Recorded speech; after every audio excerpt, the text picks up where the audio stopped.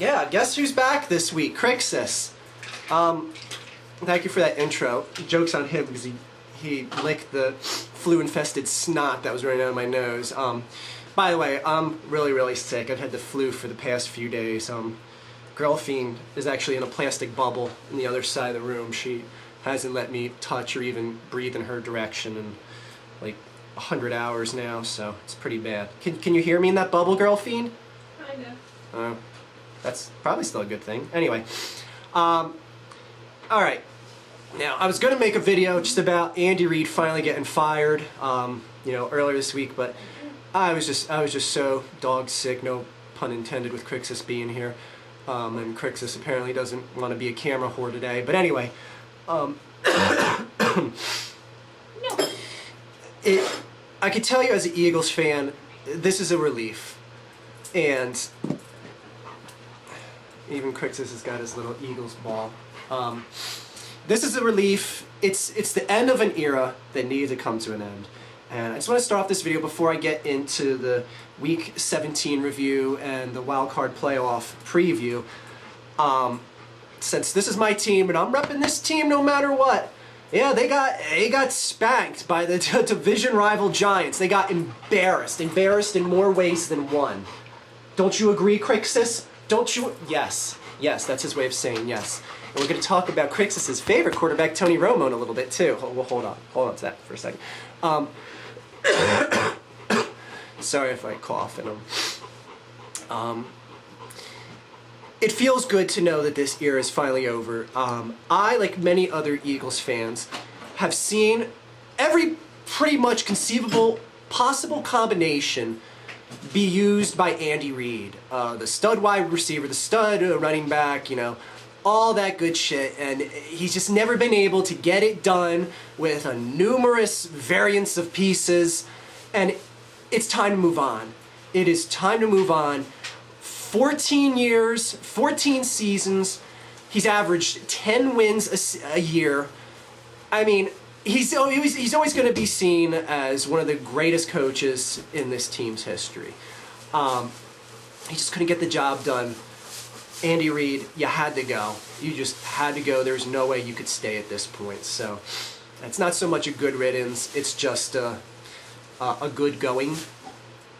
That's the way, because it's a going that is good for the team. A good go. Who cares? Anyway, let's go ahead and get into the games here, and I'll dissect that Giants-Eagles game a little bit more when I get to it here. Tampa Bay beat Atlanta 22-17. This was a game where starters started getting benched, so I mean, it's like, you know, you can't really take much from it. Atlanta had nothing on the line in this game, nothing at all. I mean, they had the first round, or excuse me, the first round locked up, first round bye locked up. They had home field for the conference locked up to the playoffs. There's nothing on the line for them other than a franchise record for wins. So, you know, I wouldn't say like, oh, Tampa Bay pulled a major upset here, or anything like that. You had half the team bench, half the starters bench. The New York Jets losing to the Buffalo Bills, 28-9. Oh boy, that is such a fitting end that the Jets lose so abysmally to an almost near equally as abysmal team. Crixus, why do you want to make out in the middle of the video? Come on, let's be straight, Crixus, today. All right. He's trying to make you feel better. He's trying to spread his evil dog germs to me. Oh, you want to talk about germs? Anyway, just stay in your plastic bubble, all right? Put you in a bubble. Ooh, that sounds kind of kinky. Baltimore loses to Cincinnati 17-23. Another game. Like a lot of these games, there's not going to be much to say because again, this Baltimore game, the second half, Flacco and Rice are benched. Who cares? Like, who cares who wins the game after that? It's a moot victory for whoever wins the game after that. Cincinnati beat, you know, the second stringers of Baltimore. Whoop-de-doo. Look, you can actually see Crixus when he drinks now. This is the first time you actually get to see that. Anyway. Chicago beating Detroit 26-24. The more surprising news out of this game is that Lovie Smith ended up getting fired.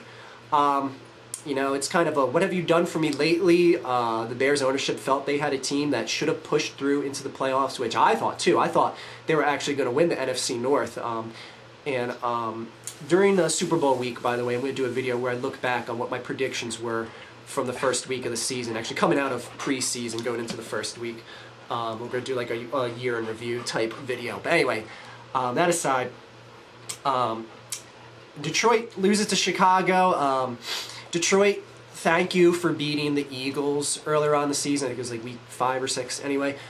Because now that you have the same amount of losses as the Eagles, you get a worse draft pick since you beat the Eagles. Thank you, Detroit. Eagles, I think, have the 4th pick in the draft. It was either 4th or 3rd. 4th. Houston at Indianapolis. Another game where starters started getting benched. This is going to be an interesting matchup in the playoffs for Indianapolis. They're playing. Well, actually, I won't get into that right now. That's playoff preview. Anyway. Again, not really much to take from this. Another game where starters started getting benched. Though the starters did play for the most of this game. Jacksonville at Tennessee. I just want to add something right now. I'm sitting right under a heating vent, and I had no idea when I started this video that I was sitting directly under it, or I didn't note it. And now that the heat is on, I am like 10,000 degrees, and my eyeballs feel like they're going to melt out of my head. Why is Crixus sleeping during the filming of my video? Because you keep pushing him away. Crixus! Oh, he's my baby! Oh, yes! Oh, he's my baby! No, fight! That's it! I've had enough of you! I don't care! You started supporting Tony Romo last week, didn't you? And look where that ended up! He sucked! He shut the bed again! That's what you get for... You turned on the Eagles and went to Dallas! You're a traitor! I know it! I know it! Anyway, alright. Alright. Alright, heel! Okay, let's go on to the next game here. Cleveland at Pittsburgh. Told you Pittsburgh would win one more game just to finish out and finish as their predicted end, which was a 500 ball club. And to some of the people who've been giving me criticisms of saying like, oh, well, they have a lot of people injured. Like one guy is like, they have arguably one of the best safeties of all time, a certified Hall of Famer. Yeah, when's the last time Paul Malu had a really good game? People are acting like if he was playing this year, like he's in the prime of his career.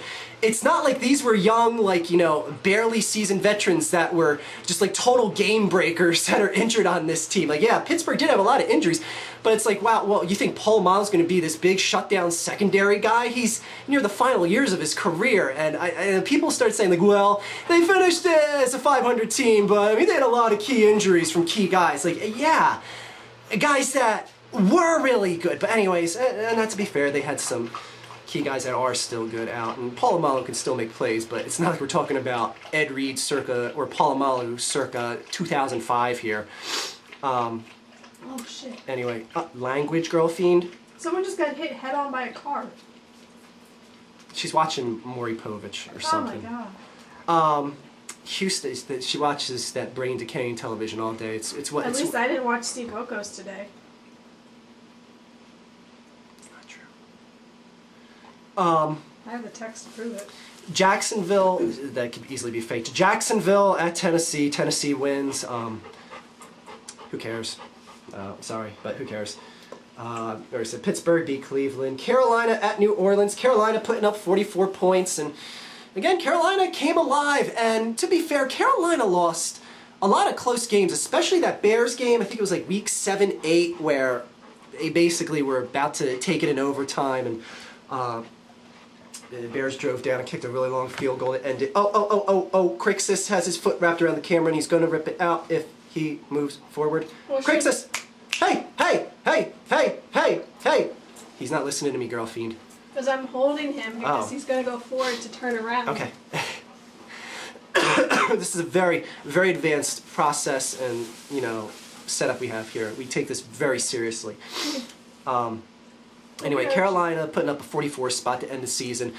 You know, as, you know, to the fans of Carolina, I would say, if I was a fan of this team, I would be very hopeful for the future, because this is a team that was a lot better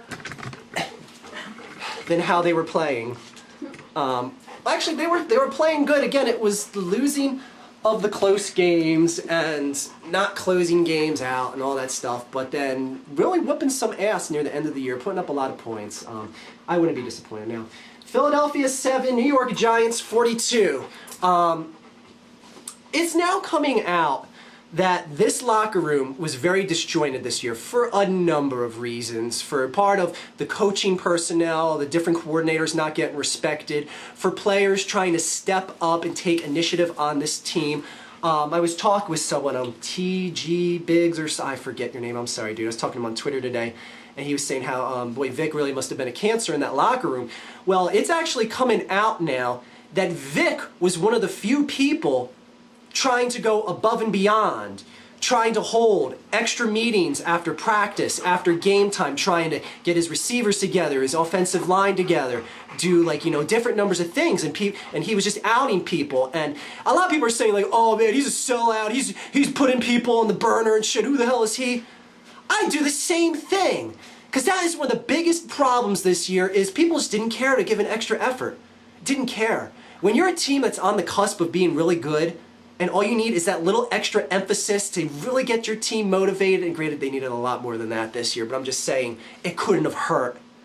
And for people getting paid millions of dollars, go to a few extra meetings and save yourself from being embarrassed with a 4-win season. Michael Vick basically came out and he ousted a lot of people on the team, and I commend him for this, and I am by means no fan of Michael Vick. So I can't sit here and tell you that, oh, I think he was one of the worst, you know, examples on the team. Now, his play was shit. But if he's taking extra steps behind the scenes to stay longer at practice, and his receivers aren't meeting with him, if half the O-line is meeting with him and the other half are just like, nah, screw this, I want to go home and go to bed or shit like that, that's not on Vic. That's Vic wanting to be better, wanting the team to be better. And now it's coming out that people, and even McCoy is saying, like, it's a shame that Coach Reid had to get fired due to a lack of effort from people on this team. And that's pretty much what it was. That was the big problem. I mean, come on, Nnamdi Asomugha, he had to get benched. This is a guy, this is a secondary guy making $11 million next year. He's set to make $15 million next year. Kiss that money goodbye. I doubt anyone's going to hire you now. Nnamdi Asomugha had to get benched in this Giants game because his effort was so piss poor. His coverage, his route running, his foul committing, everything was atrocious. Camera whore, can you just... All right, stare at his face while I ran about the Eagles. This team is going to get blown up so many ways. I can't even, and that's the biggest thing. That's another thing I was talking about with this guy on Twitter today is, it's going to take a couple years, like 2 or 3 years, to just figure out who the starters are on this team. Because you got to wonder, I mean, like Kirk Coleman, you'll be gone. Nnamdi Asomugha, you'll be gone. Pick any 3 offensive linemen you want, they'll be gone. And there's no guarantee with guys like Dallas Reynolds and Jason Peters, when they come back, they had very serious injuries this year. There's no guarantee. Jason Peters had a ruptured Achilles and re-ruptured it. That's an offensive lineman who has to hold his hand up against charging 300 to 400 pound linemen coming at him. It's pretty safe to say he's not going to be at 100% when he comes back. The only one that I really can't criticize on this team, besides Nick Foles, because he's a rookie and he was thrown in the predicament that he wasn't absolutely expected to take over the reins of this team at quarterback, is McCoy. This is someone who, like, even in that Giants game, you saw him just when that line was doing shit, making those little cuts around the line, busting for an extra 3 or 4 yards, just shoving linemen out of the way when King Dunlap posts him up and just lets them walk right on by. I feel bad that someone like Shady McCoy has to play on this team, in all honesty. But things are about to change because right now, the majority of people on this team know that their jobs are in jeopardy. You're going to see a whole new special team unit. You're going to see a whole new secondary, a whole new offensive line come next year. And I, as someone, can't wait because it was sad. It was sad knowing people paid their hard-earned money to watch this team of half-assers take the field, and that's what they were. You can't say this team, you know, and people like Cullen Jenkins get on the radio saying, "No, this team's playing a full effort. We don't play with any quit in us." Get the fucking shit out of here, please. Watch Nnamdi Asomugha and his excellent pass coverage and tell me that team is playing full effort. Anyway, he was the life was sucked out of him from the very insightful Eagles speech I just gave. Anyway, Miami, whoops, let me back out. Miami,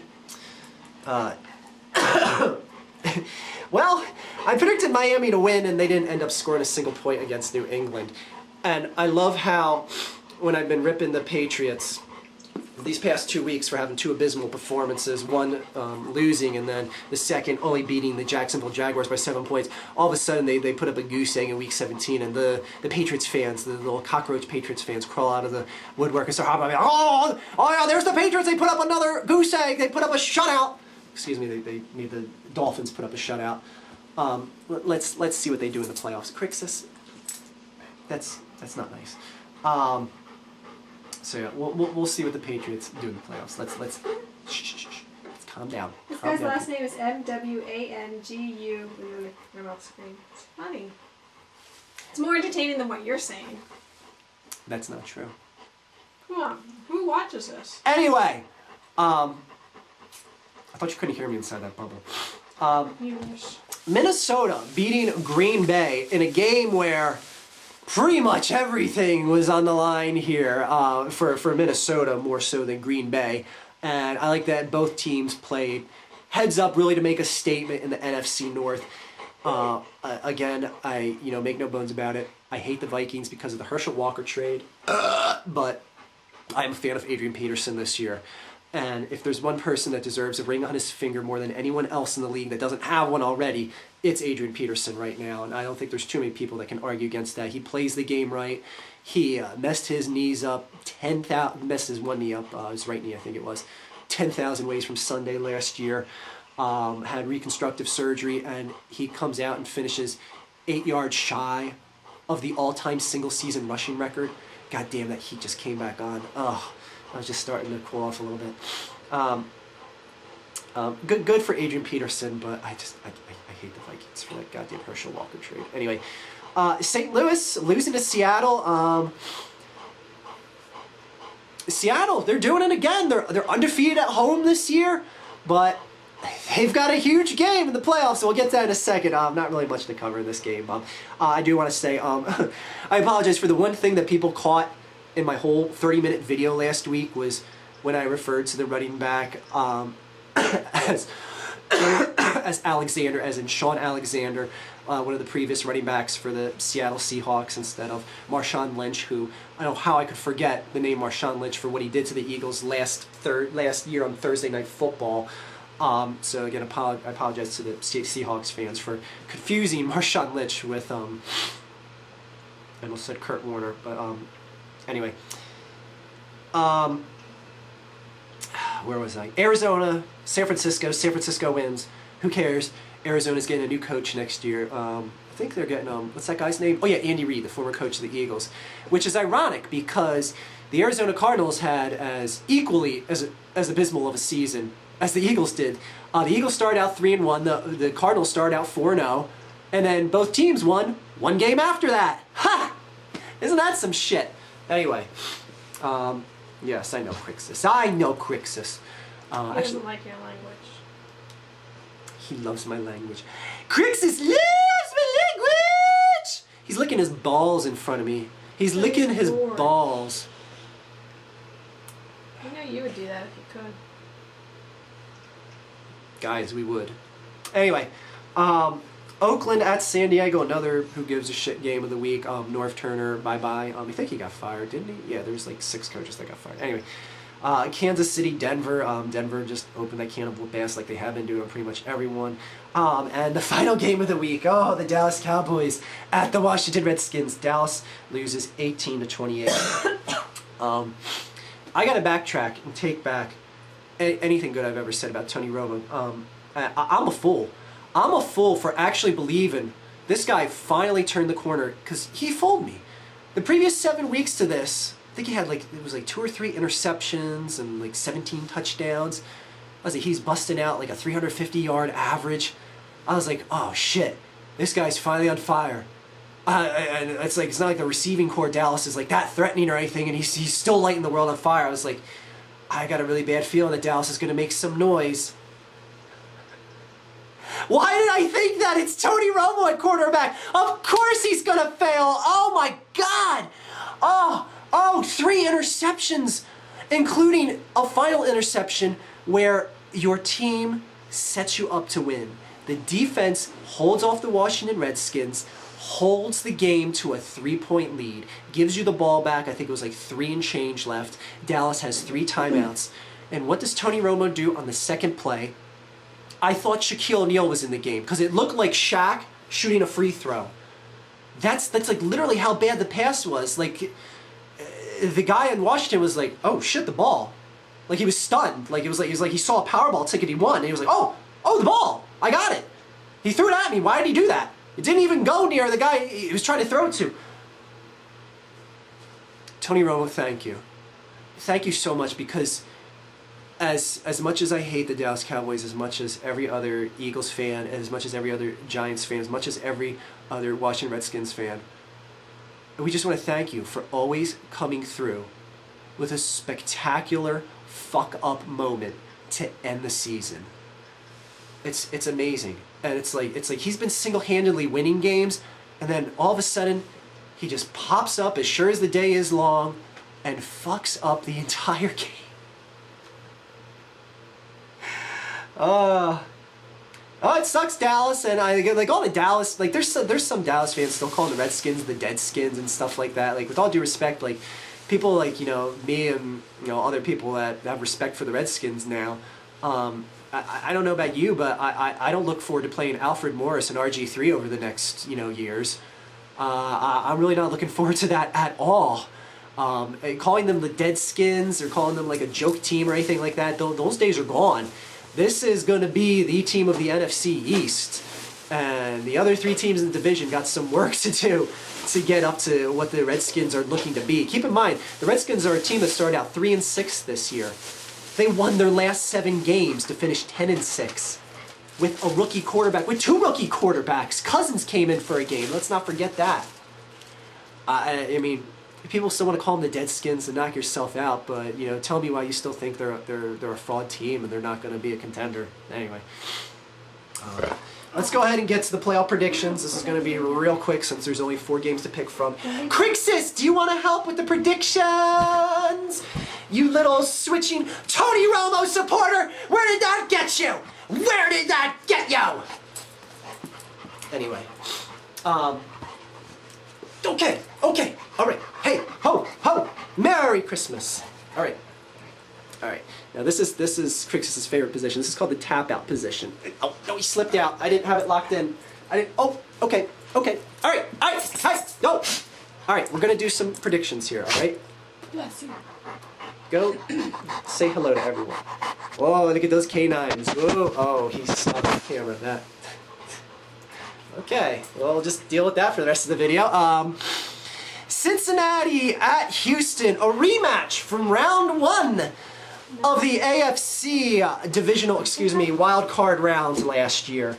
I think Houston's going to come out on the top end of this one again. Again, it's a game that's in Houston. Congrats to the Bengals for making the playoffs. It's a team that I haven't overly respected this year because I don't know. I just don't see them as game stopping. I know, yes, they're a very solid team, and you know they've proved that their little junior quarterback can be more than just a one-year wonder. So, and, you know, props to them for that. They made it to the dance again. My team is going 2 years in a row without even making it to the playoffs. So I digress. I look at Houston winning this game as decisively as they won the first round last year, and in a rematch of one of the best games last week, Minnesota at Green Bay. Ladies and gentlemen, I expect this game to be every bit as good as that Week 17 matchup. A little different being that it's in Lambeau Field now. Actually, was last week in Lambeau? No, it was in Minnesota. Look at Adrian Peterson to be the Adrian Peterson we all know from all season. This is probably going to be the game of the first round of the playoffs. I know it's at Lambeau. I know it's Aaron Rodgers. I know it's the Green Bay Packers. And I know I hate the Minnesota Vikings. But the Vikings are going into Lambeau, and they are leaving with a win. They're going to win. I just see Adrian Peterson and that relatively soft Green Bay defense getting eaten up. Indianapolis at Baltimore Sunday at 1 o'clock. This is a good matchup. The last time we saw Indy and Baltimore, in the playoffs was the battle of field goals. I think the final score was like 12-9 or 15-9, something like that. It was in Baltimore the year Peyton Manning went to the Super Bowl and beat the Bears. I see a few more touchdowns being scored than 0 this time around. I see Baltimore getting the win here.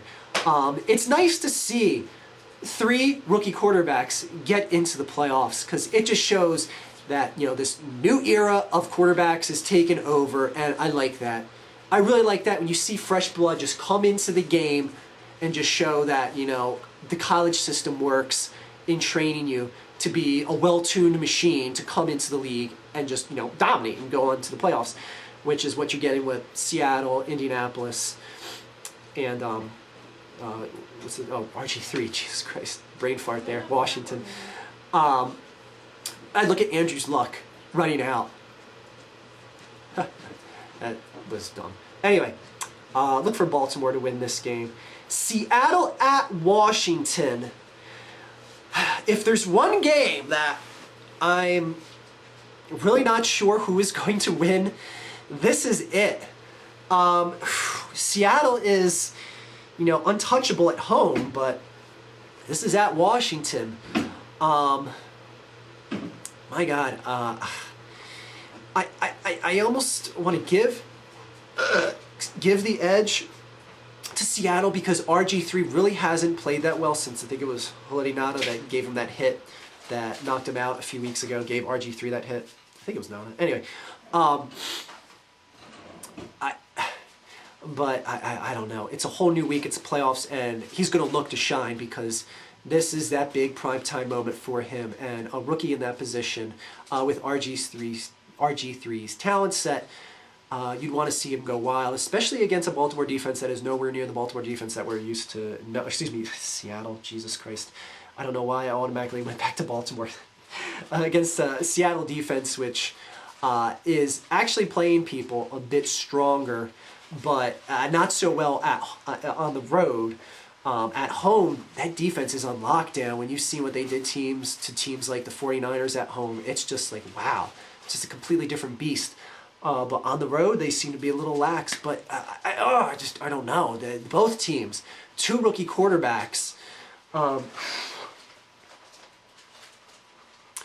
See, I kind of quietly want the Washington Redskins to fail since they're an NFC East team and it's not the Eagles. But Seattle's winning.